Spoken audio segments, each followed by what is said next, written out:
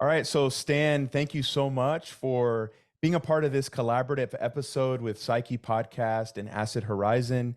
I know we're very excited to spend some time with you, getting to know you better and exploring your wonderful work. I actually wanted to start with just my own kind of personal narrative for a second, an intersection with your work.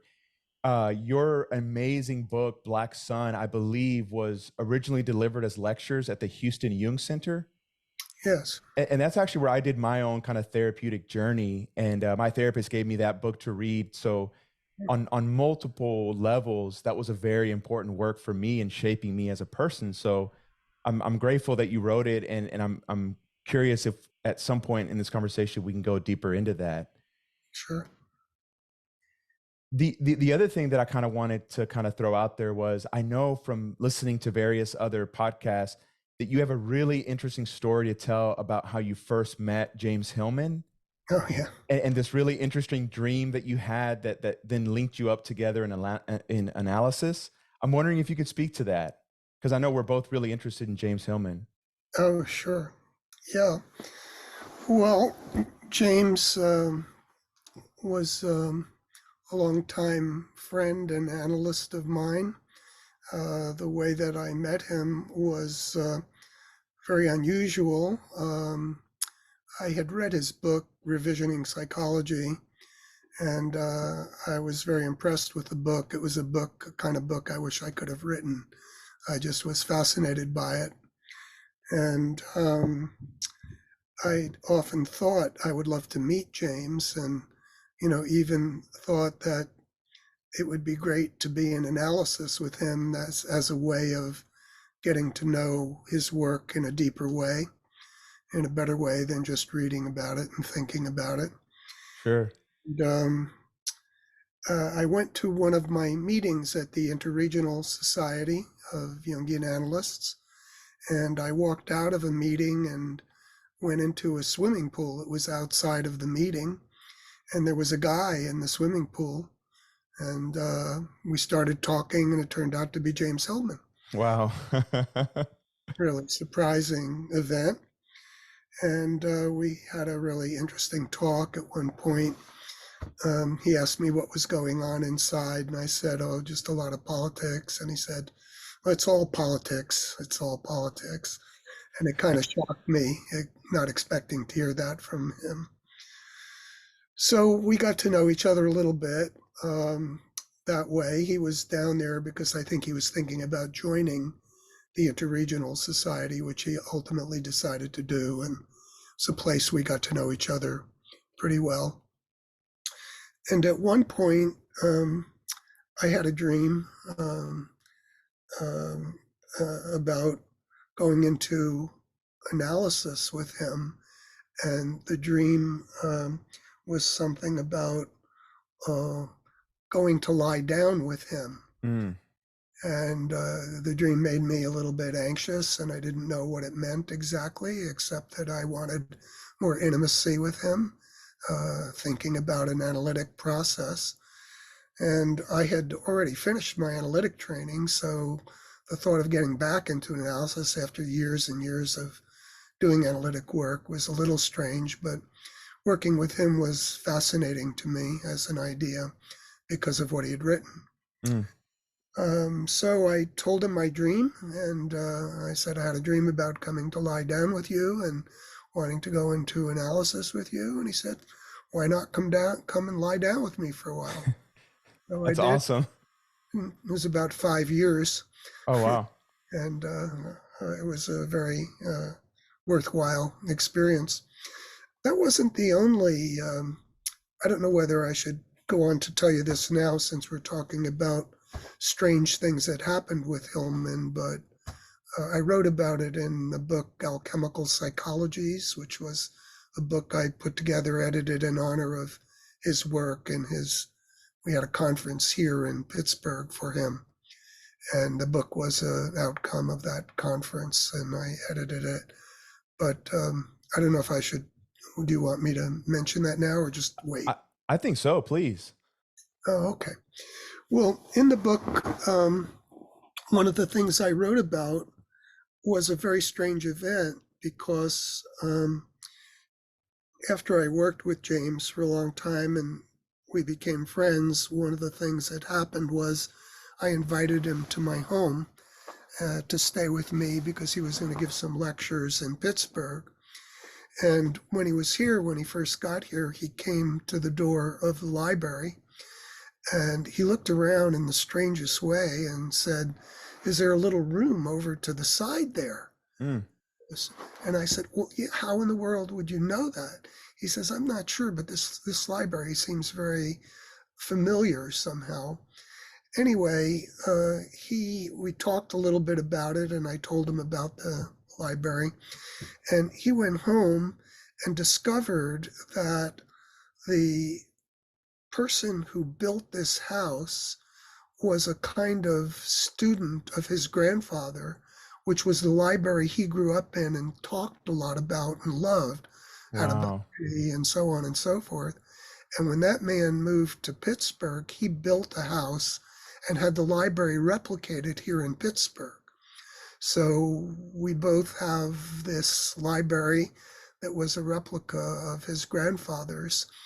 And we were both kind of surprised at the kind of synchronistic connection that meant for both of us. And later on in a letter, we had a lot of correspondence. And when he sent me a letter, he says, "We share my grandfather's library." And he sent Wow. this alchemical picture he bought in Europe and said, "This belongs in the library." So I have this picture that he had sent me at the time. So it was another one of those events of linking up in this strange way that, really fit my feelings toward him, I guess. That is great. Thank you so much for sharing that. That's very meaningful to me. Well, we need to get the blueprints for that library. Seriously. Recreate. Yeah, yeah. Well, Stan, if you don't mind, Kike, No, go for it, please. I was able to meet Hillman once in my life before. Oh, really? Okay. Yeah, actually, it was at a seminar at Pacifica, maybe Yeah. in 2010 or 2011 or thereabouts, one of those years. And I just remember, and I think I said this in a previous podcast with maybe even with Kike, is that he had one of the most memorable handshakes that I ever remember. But this leads me to the question of, I think about mentors quite often because for me, Hillman is a mentor of mine and I'm a mentee, at least through the books. And when I think about mentors, I often think about the kinds of things that they say, like a refrain or maybe something that sticks in the psychoanalytic context, or in the sessions that you had with him. Is there something that Hillman said to you at some point, or is there a particular interaction that you had maybe in a therapeutic setting that kind of stays with you? Oh, sure. Yeah, there's a lot of them. I mean, I'm not sure what maybe stands out. One thing I remember him saying when we were working in analysis, and he would work really well with the dreams that I would present to him. He had a tremendous sensitivity for images and symbolic meanings. And at one point he said to me, he says, "One thing, Stan, I enjoy about working with you is that when I interpret a dream, you never ask me further. You work on the image." And that really was kind of a connection that we had around the image and about working with that material. That was always an important connection, I felt. And over the years, our relationship just grew and grew so that I almost bought Spring Publications from him. Kugler and I went and considered buying it together. Paul's another colleague and Jungian friend of Hillman's as well. And we went up to his house to discuss that. And we didn't end up doing it, but Nancy Cater bought it, did a great job with it. But the relationship with Jim just developed and developed. I went to lots of parties that he had. He came here. We drove around a lot together. There were moments that I remember when we were in a car together and he said, "Stan, pull over." And I'd say, "What's the matter?" And I'd pull over and he'd say, look at the way the sun is coming through the trees. It's amazing. Mm. There's this moment like that. I just sit with that moment. And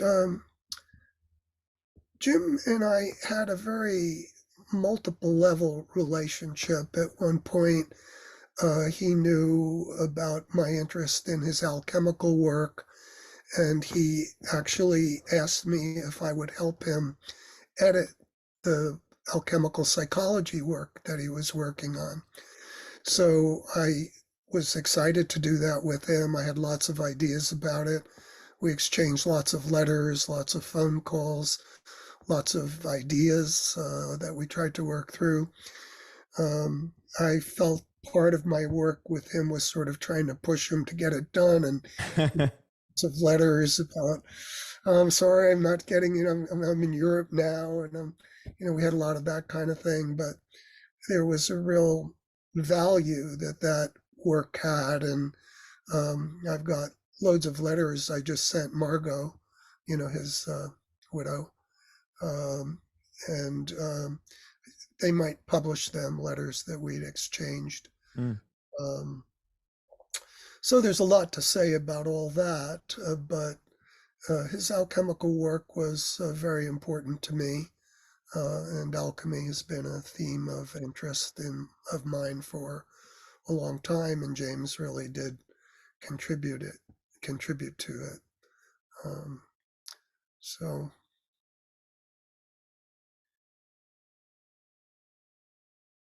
Oh, I think it's muted. Sorry about that. That happens. Yeah, I think that brings us to an important first question of ours. One of the things that Kike and I share in common is that we both read The Black Sun, your book, and we also more recently read Jung's Alchemical Philosophy, which you've written, which, I'm bringing into the conversation here today. And as for me, I mean, my personal journey philosophically has included, kind of different moments where I'm coming either back to Jung or back to Hillman and then departing again. And I think it's only until recently did I really start looking closely at the alchemical aspect of their work. And I just want to know, maybe you can give a sense, because I imagine that the people who are going to be listening to this aren't going to be as even modestly in the weeds as we are with it. So could you give us an overview of why was alchemy as a discipline, as a tradition, important to folks like Jung, Hillman, Gigerich, and others? And how has that appropriation been challenged by, folks who think about alchemy in a traditional sort of way? One of the very first things that you talk about in the book is this sort of gatekeeping aspect, like, well, that's not real alchemy.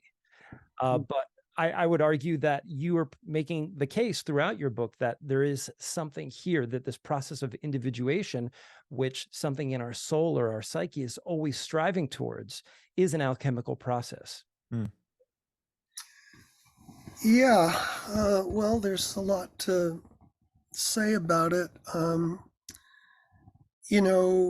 When Jung first got interested in alchemy, he went to a bookseller and asked if they could get him a book on alchemy. And he got it, and when he got it, he looked through it and thought, what nonsense, and kind of put it aside. But it was sort of in the back of his mind for a while, and when he was reading through it again, there was a moment at which he had the recognition that it wasn't just literal, that there was a symbolic dimension to it, and that many alchemists differ. I mean, there was a lot of different alchemists, some who were very, rooted in the natural attitude, and others who had a symbolic sensitivity, so that the idea of, the work of turning lead into gold was not just working with physical elements, but turning the leaden personality into a golden one. And so Jung, in certain parts of the book, underlined certain things that I discovered when I visited his library. Actually, I went to visit his library in Kuznach, and his grandson was nice enough to host us and was there for a couple of days looking through his texts and, trying to get notes and trying to figure out some of these questions about Jung's interest. And some places he'd underline it and he'd put symbol and things like that. So at a certain moment, alchemy struck him as a very early and powerful and deeply symbolic process of what he was trying to develop in his work on individuation. The idea of creating, the individuation process leading to the idea of the self as a kind of a goal or an enrichment of the person, transcendent of the ego in some respects, was what he resonated with as what was going on in alchemy, and that there were many processes that the alchemists were working on that enriched and amplified and made sense to Jung in terms of his own work and his own writing, so that he started to draw a lot from the alchemical works and read them in a manner that was resonant with his own work. And alchemy became very important to him. Several books of his collected works are on alchemy, and including his final work on the Mysterium Cununctionis, which was, a very powerful book that sort of brought it all together in some respects. Yeah. Powerful book. Yeah.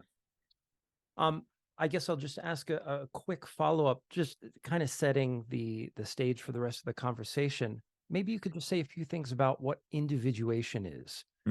What are the expectations that Jung had when fleshing out his theory of psychoanalysis? And what is individuation? What happens to a person? Is there a sense of finality? Like, I mean, do you individuate and then you pass into the heavens? No, certainly not. But like, what is it that someone would expect to happen over the course of a lifetime of Jungian psychoanalysis? Right. Well, it's a big question, important question. Individuation has been seen in lots of ways. There's a view of individuation that many look at through a kind of archetypal vision of temporality and development, literal development and temporal movement throughout different stages of movement. Jung talks about it, for instance, if we want to try to put it in order, that sometimes we start out in a kind of innocence. That innocence blackens like the alchemical nigredo. We go down into the darkness, into depths, into depression, into immobilities. And then working on that, something sometimes emerges through varying processes, alchemical processes. For instance, if you read Edinger's work on alchemy, he looks at a lot of the processes like, working with the nigredo, working with sublimatio, working with, the fire and the heat of transformation. I mean, there's a whole list of elements and processes you do in order to change the nature of your own life experience. And as you integrate it, as you integrate aspects of the unconscious, the psyche opens to deeper and broader and wider sensibilities and development.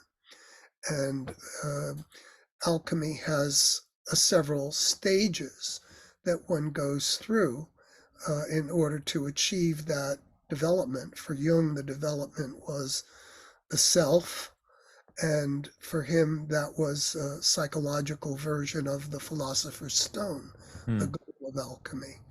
So there's that kind of movement. Now, there's many different ways of looking at individuation. There's the archetypal view that has a developmental view. And then there's a view closer to James's view of a kind of circularity, a view that isn't simply linear and developmental, but has to do with the multiplicity and circularity of experiences an enrichment and broadening that makes for a self, not necessarily the self starts, here and goes to this end process. So the ending is not an ending. In a way, there is no ending in a literal sense, but a movement of soul that enriches the notion of our beings, so to speak. It's like Hillman, when he talks about the goal, I think it's in chapter 8 of his Alchemical Psychology, he talks about the via longissimo, the idea that the work is just a continuing work and that we don't literally achieve a goal. The goal is having the idea of a goal that leads to further work and Yes. further development. So there are very different ways of looking at it. Edinger is different than Hillman. Giedrich is different than Hillman. All a little different, but many go back to Jung. So it's a very rich field with many nuances of particularities given each particular thinker. Yes. So Stan, in your other book, C.G. Jung and the Alchemical Imagination, you have this tremendous chapter where I've never really thought about this, but you talk about Jung's notion of the self, which I know is linked to individuation, building on James Joyce's idea of chaosmos. Oh And I yeah, just thought that was so well said. And I'm wondering if you could maybe speak to that a little bit, because that metaphor resonated with me quite a bit. yeah. Well, has lots of nuances too. James Joyce, an interesting thinker. I think in the article that Jung wrote about Joyce, which was interesting, was that in reading him, he didn't understand him at all. And he was reading him and just fell asleep in the middle of working on it. And then on awakening, it was like, oh my, he had it. He had the vision of what it was all about.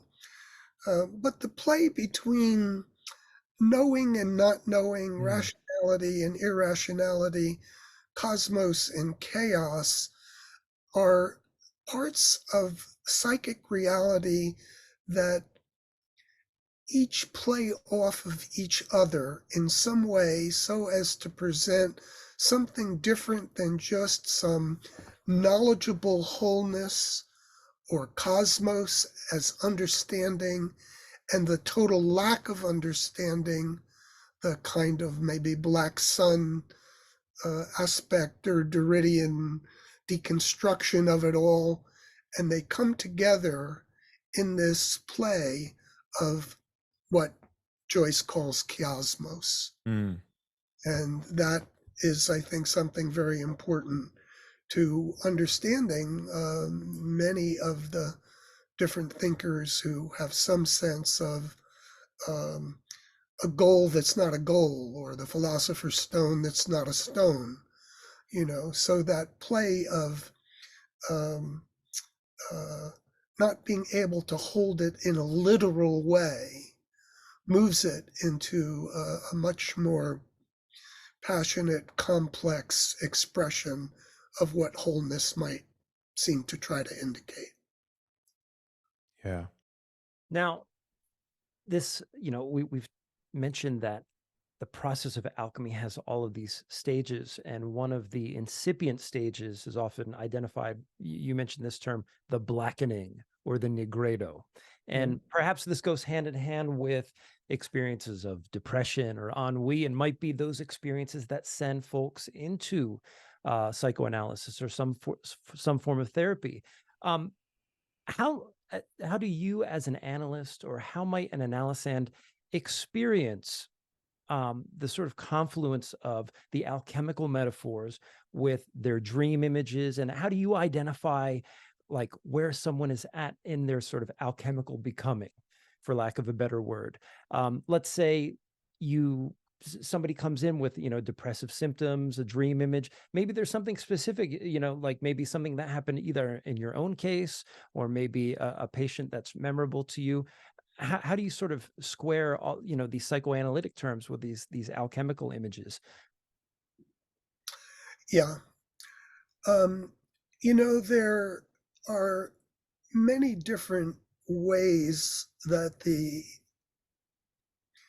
alchemists and the people who've written about alchemy speak about what is representative of the alchemical process, as you mentioned, the nigredo or darkness or depression or the shadow in Jung's sense, can be a stage, so that anything having to do with dream images that seem to refer to that blindness or darkness or suffering or stuckness or inability to move or to think or to feel, certainly brings up the idea of the nigredo or the shadow.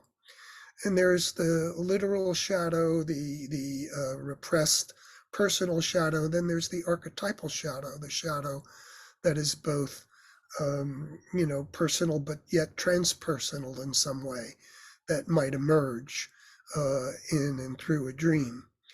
But let me expand the reflection a little bit by noting, I'm sure you guys know that, but for instance, if you look at the work of Edinger, who, by the way, I really appreciate, even though I don't theoretically agree with some of his stuff. He was one of my early analysts, and I valued him tremendously. I had a tremendous projection onto him and lots of funny stories to tell about that, but I have a great deal of appreciation for him, even though I have some theoretical differences. But he approaches alchemy through all these different, calcanatio, sublimatio, all the different levels of, the ways that you work alchemically. Hillman takes an aesthetic approach, which is a little bit different. He relies on the imagination of color in alchemy, which was very, very important to him. Originally, his book, I think he was thinking of referring to it, as The Colors of the Soul. And actually, that's a book that I'll be writing now, that I've been asked to write for spring. It's Revisioning Alchemy, James Hillman and the Colors of the Soul. And what I'm going to pick up on there are the aesthetic movement that link different parts of the alchemical process to what people experience. So that if someone is extremely innocent or naive or very young in their spirit, there is a kind of virginal whiteness that comes, which shows itself in lots of ways through different images that they might express. And that whiteness undergoes, because of things that happen in life, hurts or disappointments or lacks, pretty soon darkens and can go into a pretty deep darkness.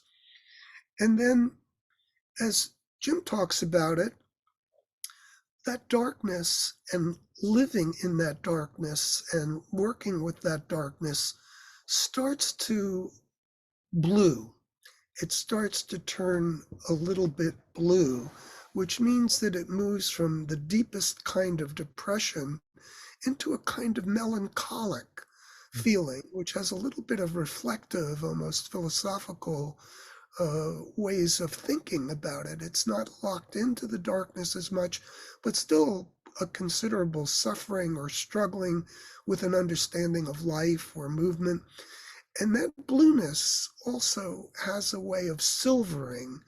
There's a whole chapter on silvering and whitening that Jim talks about, so that movement picks up on sparkles and things like that happen sometimes in dream images, or many different kinds of things that can touch that kind of experience.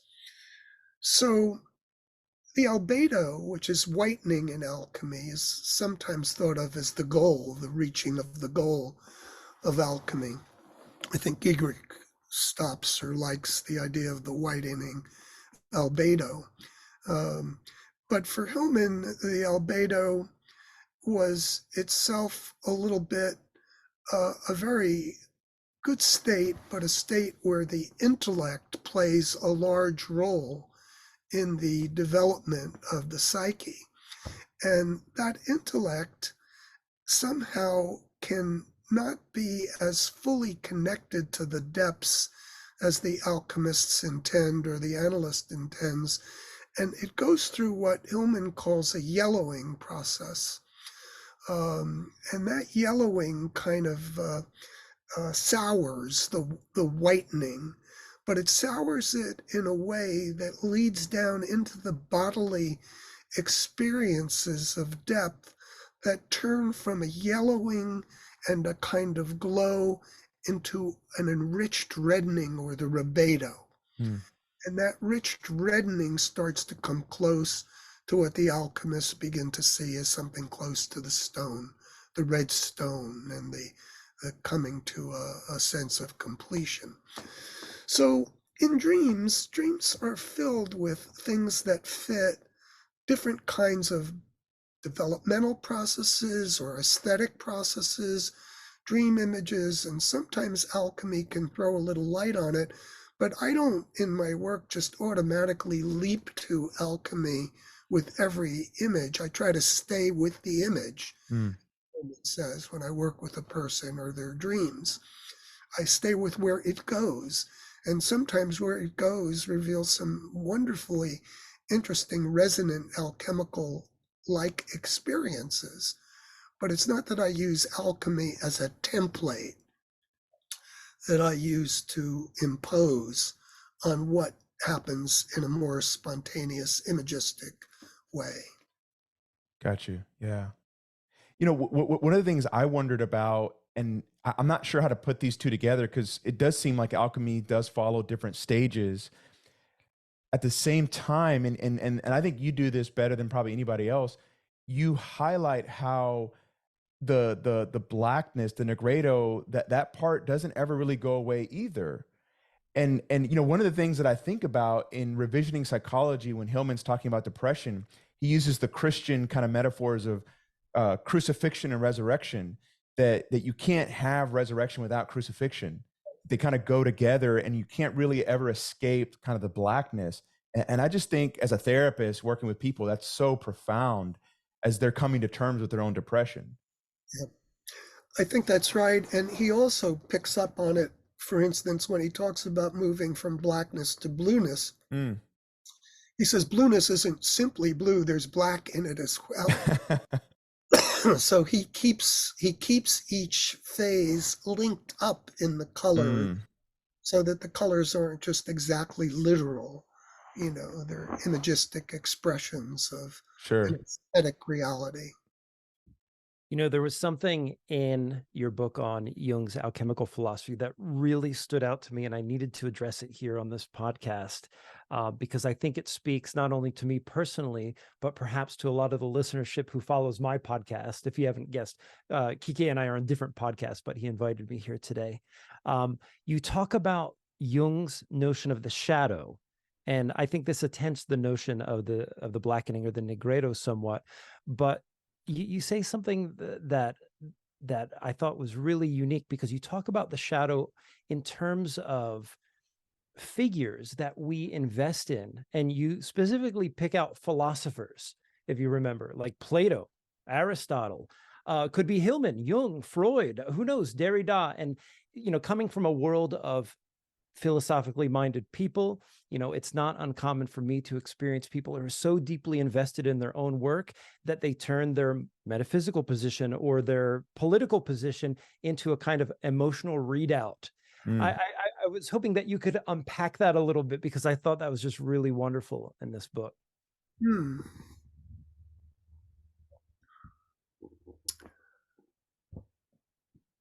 Well, let me see if I understand it.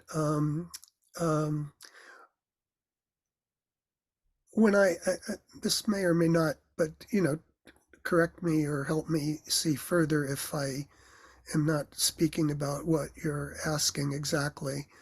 But certainly philosophers have shadows. Mm. Philosophy itself has a shadow. If you have a certain kind of orientation, oftentimes the things that you leave out or leave behind, or philosophers you turn into a shadow. Mm. You may find Kant a shadow for Hegel, or Plato a shadow for Aristotle, or etc., etc. But they may be parts of their own story which they're trying to deal with in their own way of thinking, that they try to transform and integrate into some vision that contains but surpasses the split. So it's that kind of thing. And some philosophers have shadows. If you have, let's say, people who are very resonant with phenomenology. When you have language philosophers, they can often fall into the shadow of phenomenologists and vice versa. So different theories, different attitudes, different spirits can lock into differences that are part of the deepest parts of the philosopher's inner struggle, and then identify and project outward how philosophy in its multiple ways of speaking can resonate with different parts of the psyche. No, that more than suffices to answer my question, and in fact, some ways goes beyond it. With what I do, I'm online quite a bit, and of course, I have my philosophical favorites. I guess you would say I have my targets as well philosophically, and I think there's always a kind of balance to be found, in terms of, finding a sense of humor about the things that I criticize, or even the positions that I take, as not to be so, so deeply invested to be thrown by them, or to exclude that, that part of myself emotionally that maybe is attempting to be integrated through the philosophical work itself. Sure.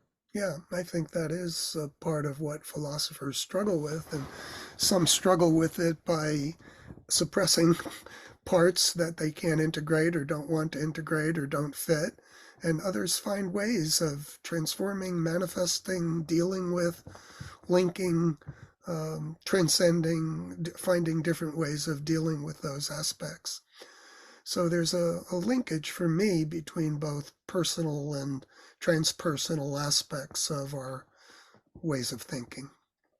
Yeah.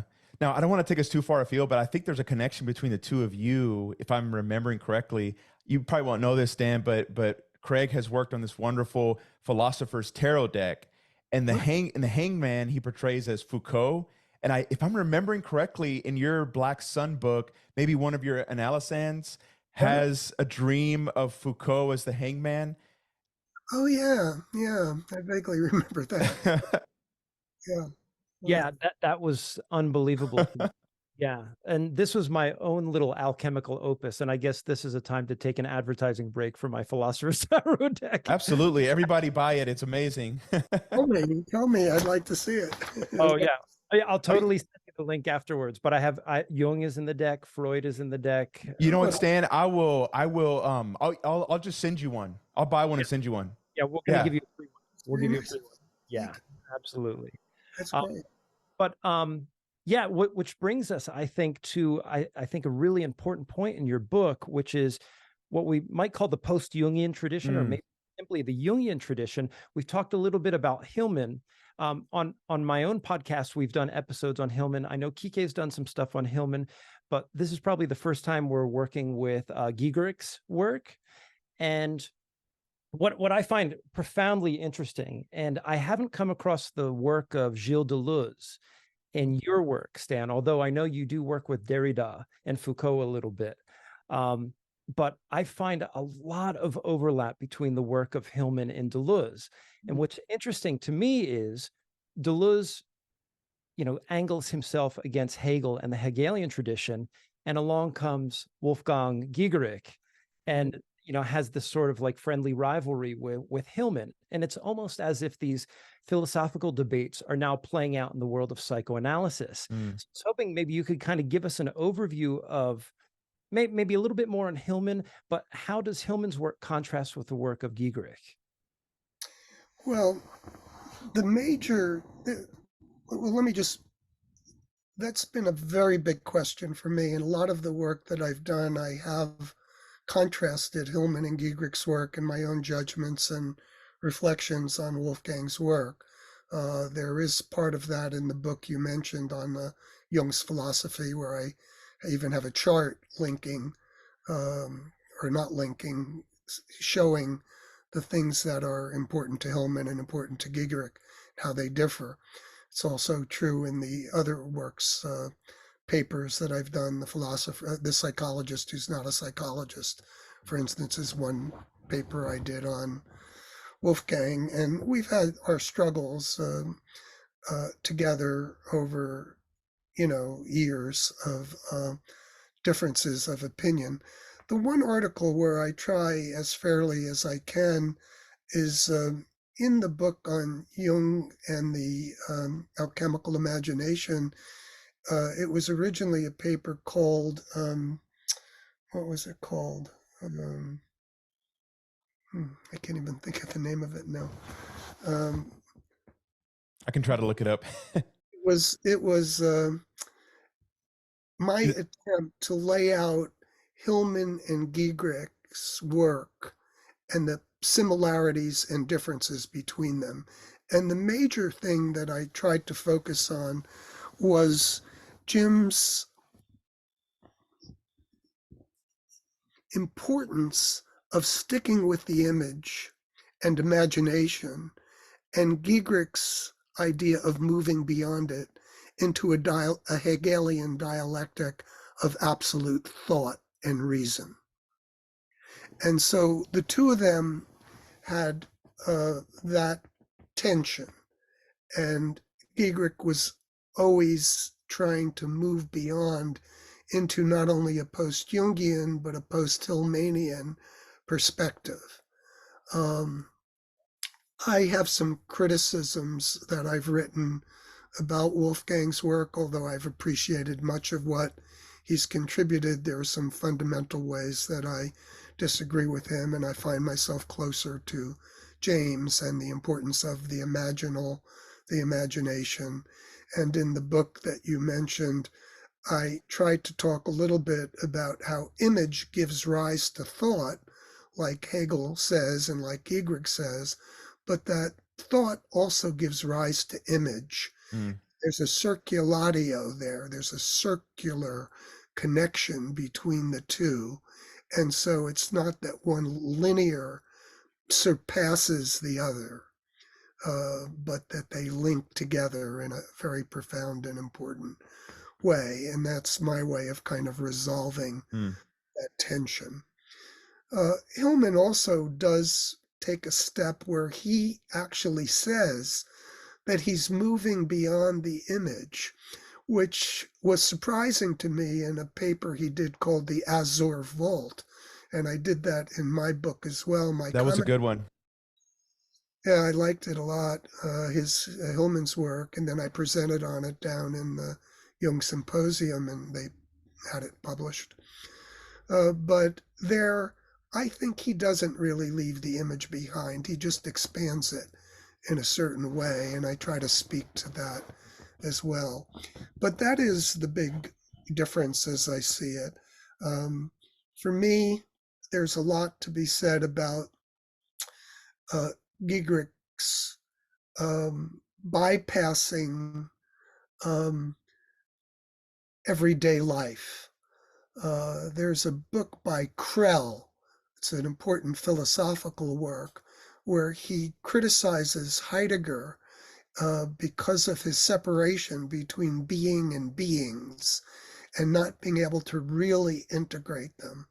And it's the same kind of separation, I believe, that Giegerich does with regard to what he leaves behind, as seeing psychology proper as almost a theoretical discipline that doesn't really include the everyday experience of the person. Although he says he deals with it in therapy, his psychology proper just goes beyond it and doesn't seem to address it in any kind of significant way from my perspective. So there is a lot there to be evaluated, and Wolfgang has a lot of responses to that. And that debate remains an open and unresolved one generally. Great. You know, when I think of Hillman, I think a sort of another, syzygy or dyad that we should contend with somewhat here is Hillman and Jung himself, especially the contribution that Hillman makes to the tradition of collapsing this dyad of the ego and self, Right. and uplifting the primacy of the image. I'm curious, and this is how I kind of want to start to talk about the Black Sun a little bit more, because when I read the Black Sun, it made me think that it in part chronicles there's a way in which I think you can read the Black Sun that's almost reparative of this split of Hillman and Jung, because it seems in a way in that book that you want to uphold the concept of the self, but you also want to talk about this concept of a remainder that cannot be integrated. And I'm curious, over the history of your work, both professionally and personally, where do you stand now in relation to the idea of the ego and self as Jung posits it versus the contributions of Hillman, and the way that you develop this idea in the Black Sun, that there's something that stands outside of this process. It's kind of heterological to the process of individuation or integration that can never be fully assimilated. How do we parse all those concepts between Jung, Hillman, and yourself? Yeah. Well, that's an ongoing question for me. We're working on a book now called The Philosopher's Stone, Alchemy and the Art of Illumination, which picks up on the Black Sun, but whereas in the Black Sun, I focused on the linking between darkness and light, illumination and darkness, but I lean toward the blackness. In this book, I pick up the same link of light and dark, blackness and illumination, but I'm leaning toward the light. That not a light that's separated from darkness and not a darkness that's separated from light, but a furthering of the struggle with the question that you're asking me. One of the things that comes up about the Philosopher's Stone and the idea of the goal and the linking, I don't know if you know David Miller's work, but David Miller wrote a paper, I think, what was it? I think I had, called Stoned, the Goal of Alchemy and Psychotherapy. And it was a paper he gave down at one of the Jung symposiums. And in it, he deals with the question of something like you're asking, and deals with it from the point of view of Jung, from the point of view of Hillman, from my point of view, from Gigerik's point of view, and from his own point of view, which he ends with a couple of poems. And for me, it's still an ongoing question that I'll be trying to continue to work on. But I would say just a couple more things to fill in. We talk about post-Jungians, but I still feel, at least for me and maybe in general, I feel more pre-Jungian than post-Jungian. I still feel like there's so much in Jung to learn that I'm still trying to understand and interpret. And I think that one of the things that Jim did, which interested me, there was a panel at the International where he invited 6 or 7 of us to speak about his appreciation for Jung, even though in some ways his thought moves in some different ways. There's still a lot of mystery in what Jung has to say that isn't just simply easily left behind, because there's a tremendous depth of the unknown and the mysterious in what he's speaking about that's not easily put together in theoretical terms. So I think while there are differences, and we can talk about post-Jungian, there are ways that it's still possible to open up both thinkers, or all 3 thinkers, or 4 thinkers, and reconsider these issues that are very deep archetypal issues that still remain philosophically ambiguous. Mm.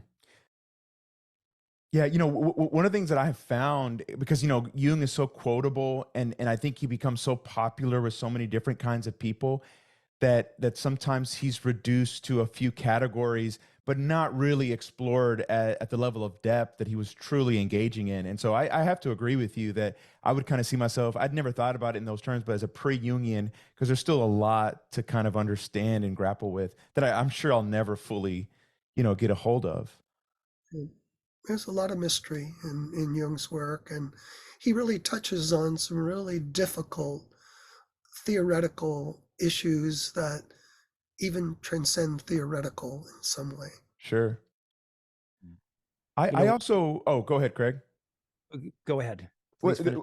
so I also really enjoyed, and maybe this builds on how you were responding to Craig. I enjoyed your engagement with Derrida and just the whole idea of the self and no self and the self under erasure.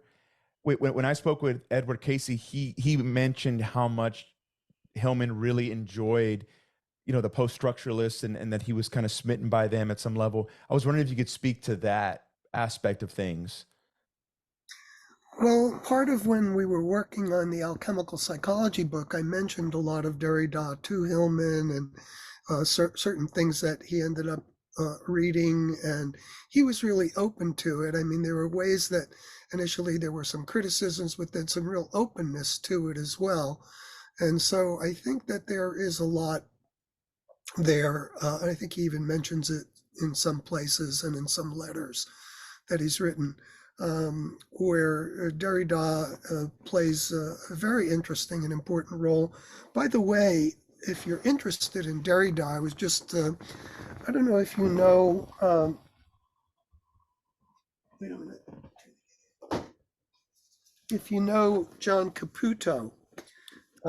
Yeah, actually I do. I really like Caputo. Now, this is a book where he works with having invited Derrida to the school where he was, and there's a wonderful description of Derrida and Derrida's work and the mystery of it and the struggle with it and dialogue about it. It really is a really, I think, valuable book about Derrida and a number of different ideas. But I think Hillman was open to a lot of that stuff and actually touches on a lot of it within his own way of thinking. Sure. Yeah, this is something that Kike and I have talked a little bit about, privately. I think the one thing that stands out in Derrida's work that overlaps with what you're doing, and I would be really interested to see you have an engagement with the work of Gilles Deleuze, if you haven't already, like reading Difference and Repetition, because I think one of the questions that you pose in the context of the Black Sun is this idea, and what alchemy itself has a sort of oppositional structure to it, in the same way that Jungian psychology does. And this is one of the things that Hillman rages against, even in like a book like Dream in the Underworld, has a whole section against the oppositionalism of thought. Actually, somebody that we recently had on our podcast, a philosopher named Vernon Sisney, did a book on Deleuze and Derrida that navigates precisely the different coordinates of struggles against oppositional thinking. How can we think in terms of concepts that don't depend on strictly binarized terms? And I was wondering how you use the concept either of deconstruction or non-oppositionalism within your work to articulate the theory of the Black Sun or your own version of alchemy. Yeah. Well, that's a big question for me, but let me offer a thought, just an intuition way of responding. I think that from my perspective, opposition is very important. Opposition and overcoming it is very important. To speak in multiplicities rather than oppositions can give room to both opposition and integration. So the move toward multiplicity, I think, is an important thing that Hillman also emphasizes. The other thing that I think is really important, for instance, one of my critiques of Hegel When Hegel moves toward the absolute, the other is already in the vessel of the self and never really outside of the vessel of the self. But when one really moves into a relationship with otherness, like, I don't know, there's a number of philosophers now, I can't think of their names, but when you move into the mystery of deep unification, one experiences an otherness that one can't simply define as in me or outside of me. Mm. Certainly is an otherness that breaks both categories of bringing it together or keeping it apart. What I find in that break is a mystery. And that mystery doesn't lend itself to any particular metaphysical view that separates or links the opposites. Wow. And I think, yeah, just at a glance, I haven't looked much at Gigerik's work. In fact, I think your book is probably the most close that I've gotten to his work. But the idea that he wants to reintroduce this, theory of interiority, is I sort of have an instinctual repulsion to it now after years of working with the post-structuralists. I mean, at the same time, I understand the value of turning inward at moments, but it seems as if there's something more. There is something beyond, and if there is like an ecstasy or a kind of rupture, or the process of individuation, culminates in a kind of redness, that we would have this more porous integration of an inside and an outside. I think so. He talks about absolute negative interiority. And I think for me, that brings up, absolute positive exteriority. Where is that? I don't know if you know the work, just a link to that. If you know the Buddhist philosopher Nagarjuna, Nagarjuna for me has been a very interesting figure because one of the ways he works with these things is that he starts out with something that is an external object. And then you can say, well, it's not really external. And then when he does that, we understand why that's not really external, but it's both external and not external. And then when he does that, he then goes to the next step. It's neither external nor not external. And that comes very close to what the Buddhists call the void or the emptiness. And then for the emptiness, the Buddhists say the void has to be voided. So when you void the void, you bring back samsara and nirvana into a connection again. So that whole issue works out through that logistics into a deconstructive way of appreciating the way none of those categories can simply hold fast and give credit to interiority or exteriority, or even the linking of them, or the dismissing of them, or the transforming of them. Whatever that transformation can mean, that brings me as close as I've been able to get to not being fixed in any of those philosophical, metaphysical positions. Yeah, that's good. So, Stan, here's kind of another question that I've been kind of wondering about. If I kind of create a straw man argument for just a second, for the sake of setting it up, I think Jungians and even alchemical psychology can be kind of set up as this like navel gazing, very esoteric, really has no implications maybe for the political side of things. I don't believe that that is the case, and I'm just wondering because I know Hillman was very into how we can kind of move some of this out of the clinical space. Do you have any thoughts on how your project kind of leads into the political or the social? I think Craig is interested in that kind of stuff too. Maybe he has a different spin on the question, but I wonder kind of what you make of that. Yeah. Well, let me tell you a moment where I can talk about that in a strange way, maybe.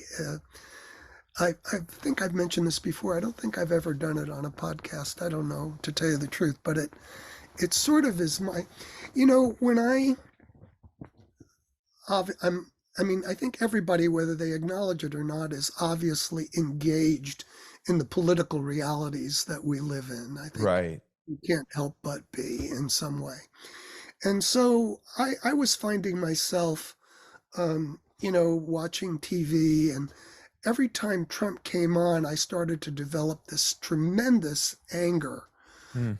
in reaction to him, and started to think about psychologically, what is it? I mean, I understand in a sense what it is, but it was above and beyond just my disagreements or my differences of thought. There was this rageful kind of quality to it that I felt had something to do with myself. And I started to think about that.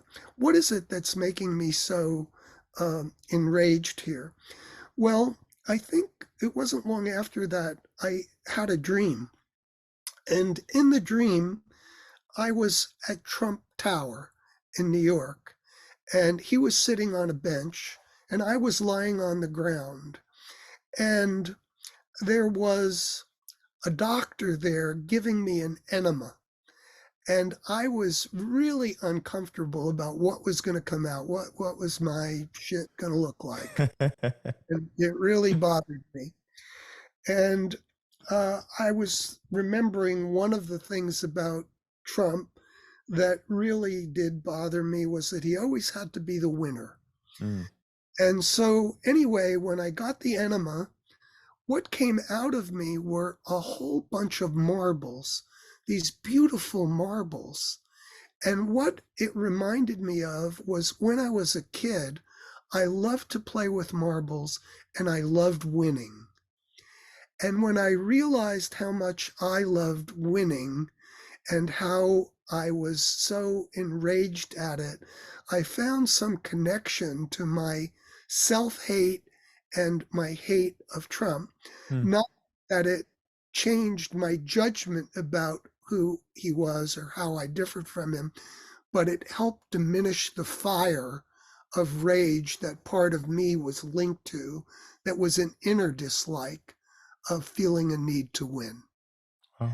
And so it just opened up a different kind of space for my own internal work.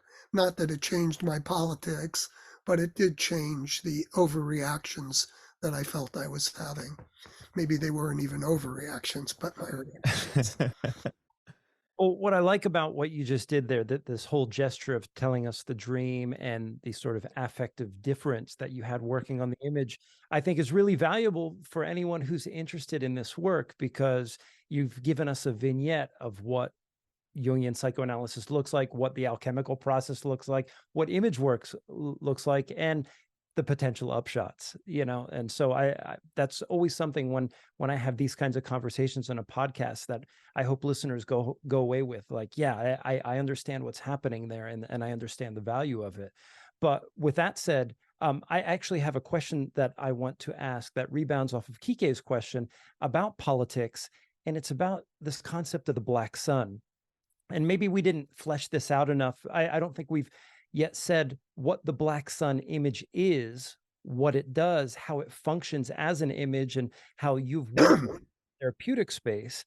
And maybe we'll start there first, but I'd like you to also talk about, like, given the sort of global crises that we live within now, like literally on the verge of World War III on any given day, the global climate crisis right now, this mountain that I live on is enshrouded in the ash of the Canadian forests. The sun is blackening before our eyes. And it makes me think too that, I actually did some Jungian psychoanalysis with Michael Geller in California. I'm not sure if you know him, but there were times at which I was tempted to talk about politics in the analytical setting.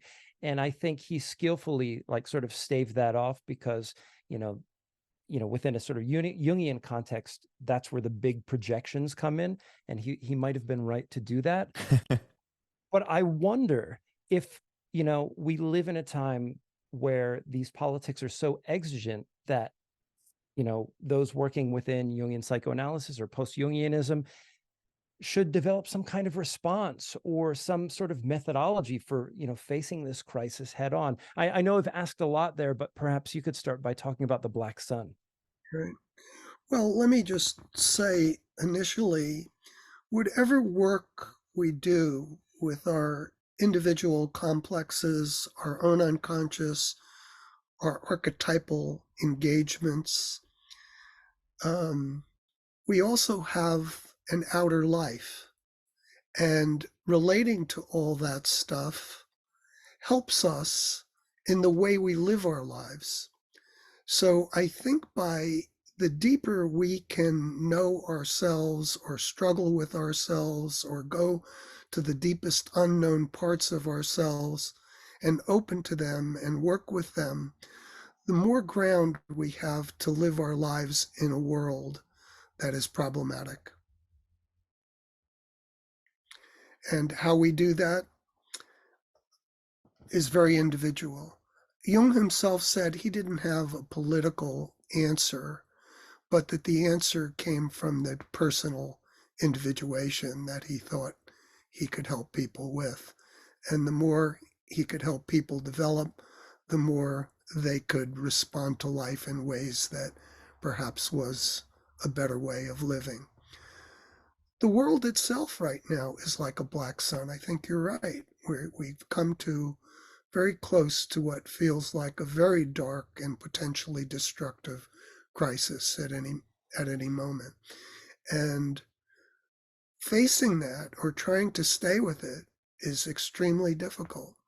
And how each of us does it or doesn't do it is, again, a very personal question. But I think it does involve, I don't think we can ignore politics. I don't think we can ignore the lives that we're living and where we live and who we live with and other people. That's part of the reality of our larger existence. Great. Kike, did you have anything else? No, I think that's everything that I was wondering about. Stan, it's just been a treat to sit with you and learn from you. And I've really enjoyed your books. As a psychotherapist who does a lot of dream work, I really can't wait for your dream book to come out. I'm excited about that. Yeah. Thank you. Yeah, thank you very much. I think for our listeners, this will be a real treat because, we come from, most of us began our philosophical journey somewhere, in the continental tradition. And, there's been a burgeoning interest in the work of Hillman. And, this is one of the ways that I met Kike. And for some of us, this work is coming back into the light now, and maybe in a very timely sort of way. Appreciate talking with you both. It was very interesting questions, and I enjoyed talking with you.